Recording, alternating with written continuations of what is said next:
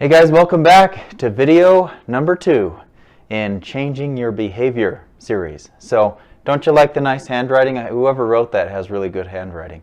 But this step, number 2, is self-monitoring and analyzing your behavior. So this is a really important step, and this is usually where I lose people. So again, I'm using the example of diet and exercise because that's what a lot of people talk to me about. But they'll come up to me in the gym and say, hey, can you write me a program to change my diet behaviors? You know, give me just the miracle nutrition program that I need to get the body that I want, you know, just to look with a six-pack and just 3% body fat. And I'll say, you know, I'll be happy to help you out.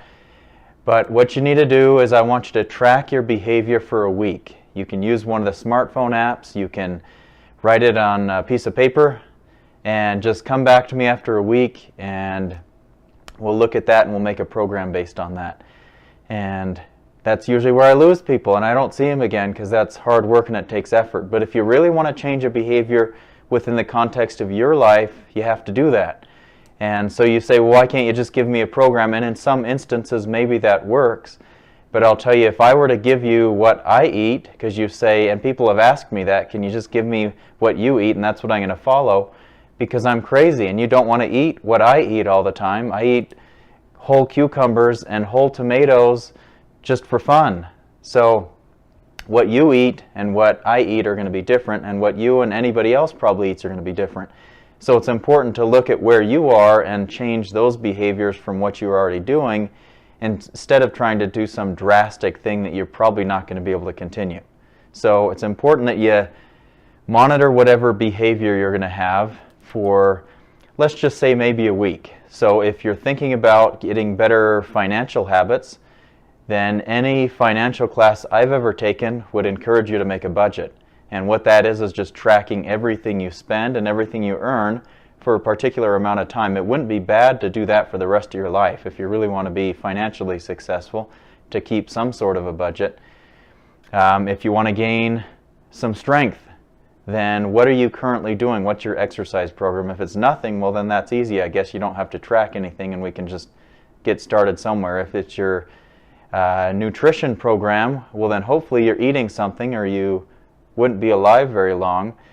But you're going to need to track whatever you do eat, and then we're going to analyze that and look for patterns. So you're self-monitoring whatever behavior you want to change. For if you want to do better in school, well then show me a weekly schedule of what you normally do. And you're not going to have to do this forever. You don't have to keep a detailed schedule of what you eat or a detailed schedule of every hour that you spend every week or every penny that you spend. But if you keep this schedule now, it'll actually help you really open your eyes and help you understand what you do. And some people think, yeah, I already know what I eat all the time. And I say, well, write it out for me, the 7 days of what you've eaten. And when people do that, it's not really what they eat. They underestimate. They don't really know all the snacks that they eat all the time. There might be a couple people that have a super regimented schedule, but generally speaking, it's helpful to actually measure what you're looking to change and come back and analyze the patterns for that particular behavior. So the next thing is, after you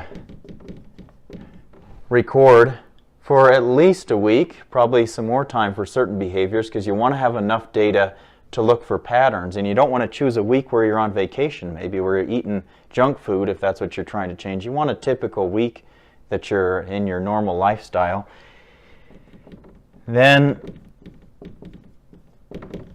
comes the analyze part. So during my PhD program, I kept track of everything I ate and exercised for, it was about a year, I think. And I did it just for fun because I'm crazy and I like to do stuff like that. And I realized that every morning I had 4 bowls of Raisin Bran for breakfast. And now you're probably about to turn off the video because you know that is the key to success. 4 bowls of Raisin Bran every morning and you're good to go. But I just thought that's a lot of cereal. I mean, I knew I was eating it, but just seeing it on paper, I wasn't even full when I was finished doing that. And I know that's crazy. But I could have eaten more. I just stopped because I didn't have enough time to eat more. But looking at that on the paper, analyzing that pattern every day, eating 4 bowls of Raisin Bran, I tried eating just 2 bowls every day. And you know what? I felt about the same when I was done, and I realized I really don't need 4 bowls of Raisin Bran every morning. So I decided I was going to change that because I analyzed and I saw that pattern in my behavior. So what are you looking for?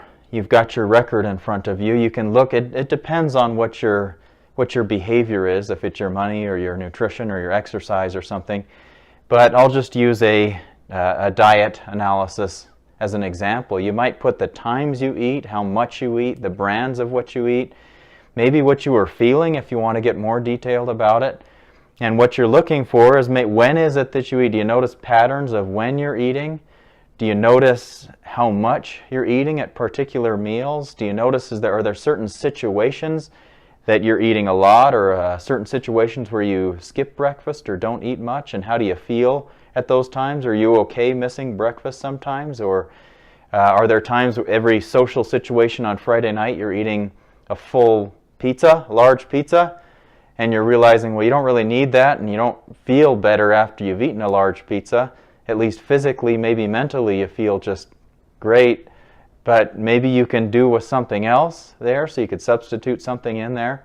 So you're just looking for maybe when certain things happen, how you're feeling when certain behaviors happen, how much, the quantity of things you're doing, how you're feeling when you're doing particular behaviors, whatever it might be. So you're recording for about a week, and then you're looking for patterns. That's going to then be the springboard into the next step, which is going to be making a plan to change a particular behavior. So you need some data to look at, your data from your life, that you can make small changes to step into the life and progress towards the vision of where you want to be. So do that. That's your assignment. If you don't do this step and you run away, well, then that's okay. Just realize that your vision that you had in the step before isn't that important, because this is going to be a roadblock and it's too hard to do. But if you really do want to change, then take some effort and do that, because it's really going to help you open your eyes to see what you're actually doing.